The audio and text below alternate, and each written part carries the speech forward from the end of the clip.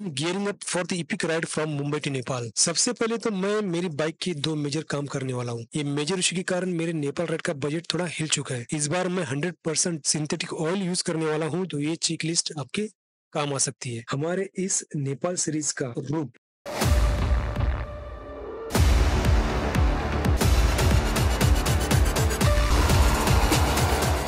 हम लोग 12 राइडर्स है जो इंदौर में हम लोग एक दिन स्टे करेंगे। उसके बाद हम लोग जाएंगे झांसी। पोखरा में हम लोग 2 से 3 दिन रुकने वाले। काफी डिफिकल्ट रास्ता है जो लोअर मस्तांग जिसे कहा जाता है। अगले 20 किलोमीटर राइड करते हुए हम लोग पहुंच जाएंगे मुक्तिनाथ जी का दर्शन लेंगे। Of road plus review vehicles बहुत ज्यादा गंदा कॉम्बिनेशन बन जाता है, तो सबको मैनेज करते हुए हम लोग को आना पड़ेगा काठमांडू। तो ये हम लोग का पूरा रूट रहेगा, मुंबई से लेके नेपाल, नेपाल से लेके फिर से मुंबई आने का। तो दोस्तों ये सारी चीजें मैं अपने साथ लेके जाने वाला हूँ।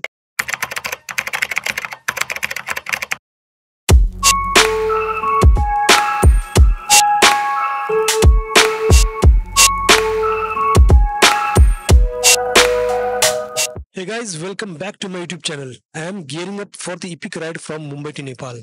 But before hitting the road, proper motorcycle servicing is must. इस वीडियो में मैं आपको कौन कौन सी important pre ride checkup and servicing करनी जरूरी है ये बताने वाला हूँ, so that our ride will be more smoother and trouble free. So let's get started. मैं फिलहाल हूँ असलफा मेट्रो स्टेशन के नीचे। यहाँ अमित के गैरेज में मैं अपनी बाइक का काम करने आया हूँ।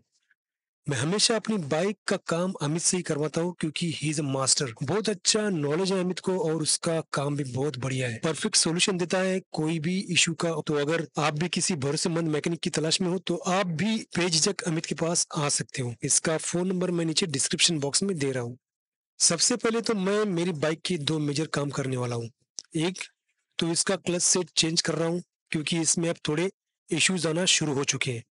दूसरा और ज्यादा एक्सपेंसिव काम है मेरे एबीएस सिस्टम का। अब वो फंक्शन करना बंद हो चुका है, वो रिपेयर भी नहीं हो सकता, उसे मुझे रिप्लेस ही करना पड़ेगा, जिसकी कीमत 17,000 रुपीज है। ये मेजर इशू के कारण मेरे नेपाल राइड का बजट थोड़ा हिल चुका है, बट सेफ्टी फर्स्ट।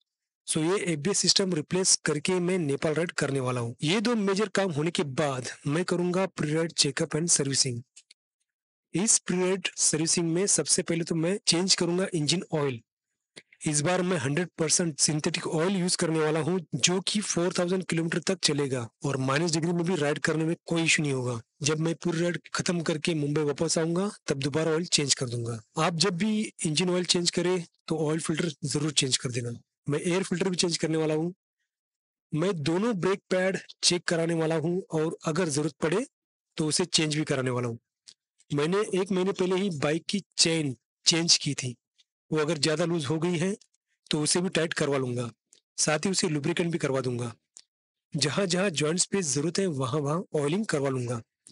मेरी मेन हेडलाइट तो फंक्शन कर रही है, पर मेरी 4 ऑक्सिलरी लाइट में से 2 लाइट्स की येलो लाइट चलना बंद हो गई है। उसके कनेक्शन का इशू फिक्स करा के उसे भी चालू करवा लूंगा, क्योंकि उत्तर प्रदेश में हमें राइड करते समय बहुत ज्यादा फॉग मिलने वाला है, तो उस समय ये लाइट बहुत जरूरी होगी।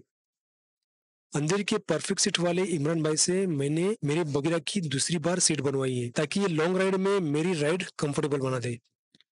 तो दोस्तों ये सब इंपॉर्टेंट प्री राइड चेकअप है जो मैं अपनी राइड से पहले करने वाला हूँ। अगर आप भी कोई लॉन्ग राइड प्लान कर रहे हो तो ये चेक लिस्ट आपके काम आ सकती है। तो दोस्तों अब बज चुके हैं 11। अमित के पास बाइक सर्विसिंग करने के बाद मैं आ चुका हूँ अपने घर। इस बीच मैंने कुछ सामान कैरी किया है जो कि है बाइक से रिलेटेड। ये सामान इस राइड के लिए बहुत ज्यादा इंपॉर्टेंट है जो मैं आपको दिखाने वाला हूँ। हर एक चीज दिखाने वाला हूँ जो मैं अपने साथ कैरी करने वाला हूँ, क्योंकि अगर मेरी बाइक कहीं पे ब्रेक डाउन हो जाती है या फिर छोटा मोटा क्रैश हो जाता है तो ये सब चीजें मुझे लगने वाली है अपनी राइड कंटिन्यू करने के लिए, क्योंकि पता नहीं नेपाल में ये सब सामान वहां पे अवेलेबल होगा या नहीं होगा। अगर बीच रास्ते में कहीं पे भी कुछ अवेलेबल नहीं होगा तो मेरा ये सब सामान मुझे काम आएगा अपनी राइड कंटिन्यू करने। इससे मेरा भी टाइम बचेगा और बाकी सब राइडर्स का भी टाइम बचने वाला है। तो मैं वो सब चीजें आपको दिखाऊंगा एक एक करके। उससे पहले मैं आपको एक और चीज बताने वाला हूँ जो कि ज्यादा इंपॉर्टेंट है, वो है हमारे इस नेपाल सीरीज का नेपाल राइड का रूट।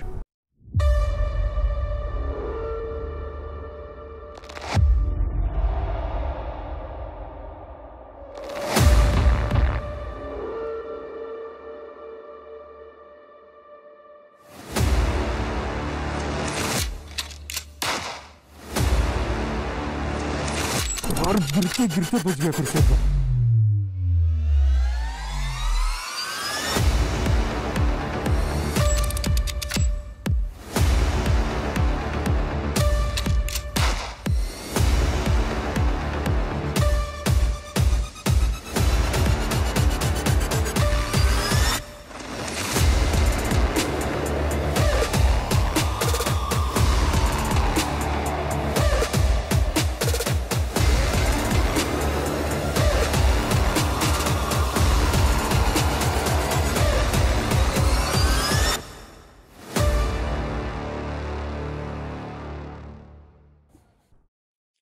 तो दोस्तों हम लोग कुछ 12 राइडर्स हैं जो थाना में मिलने वाले हैं। वहां से हम लोग अपनी राइड करने वाले हैं शुरू।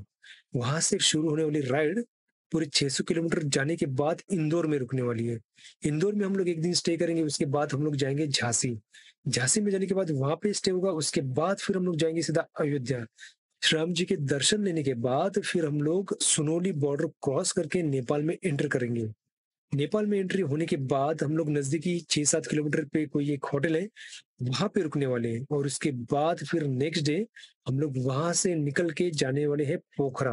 पोखरा में हम लोग 2 से 3 दिन रुकने वाले हैं। पोखरा के आजू बाजू की जितने भी प्लेसेस है वो सब हम लोग एक्सप्लोर करने वाले हैं। उसके बाद हम लोग पोखरा से जाएंगे जोमसम। तो ये जो पोखरा से लेके जोमसम का जो रास्ता है ये कुछ 150-160 किलोमीटर का रास्ता है, लेकिन काफी डिफिकल्ट रास्ता है। जो लोअर मस्तांग जिसे कहा जाता है ये वही रास्ता है। ये रास्ता इतना डिफिकल्ट है कि दुनिया के टॉप 10 रास्तों में से इसे कंसिडर किया जाता है।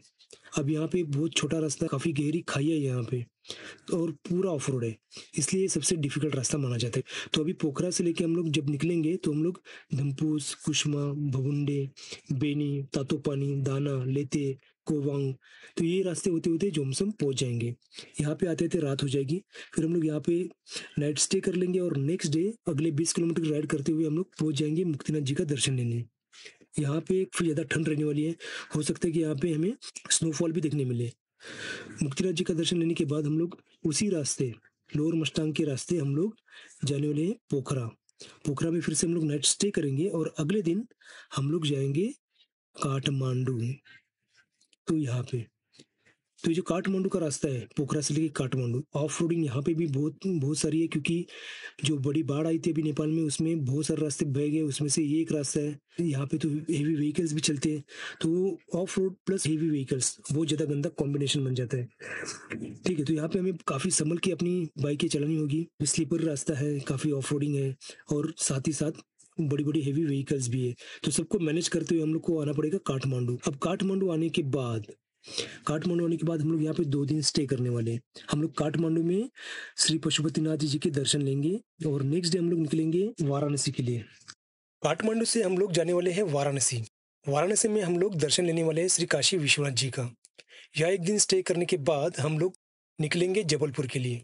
जबलपुर में एक रात स्टे होगा और फिर हम लोग आगे जाएंगे शेगांव के लिए। शेगांव में हम लोग गजानन महाराज का दर्शन लेंगे और फिर शेगांव से मुंबई लौट आएंगे। तो ये हम लोग का पूरा रूट रहेगा, मुंबई से लेके नेपाल, नेपाल से लेके फिर से मुंबई आने का। तो मैं अभी ज्यादा समय लेता नहीं, मैं फटाफट आपको वो सब चीजें दिखाता हूँ और सो जाता हूँ, क्योंकि सुबह 4 बजे उठ के फिर से 4:30 बजे मुझे पहुंचना है थाना। तो चलो मैं आपको हर एक वो चीज दिखाता हूँ जो मैंने कैरी की है। तो दोस्तों ये सारी चीजें मैं अपने साथ लेके जाने वाला हूँ, मुंबई से लेके नेपाल, नेपाल से लेके मुंबई की है मेरी राइड पे। तो इनके सब ब्रेकडाउन या फिर छोटा मोटा जो क्रैश होगा उस वक्त ये सब चीजें मेरी काम आने वाली है।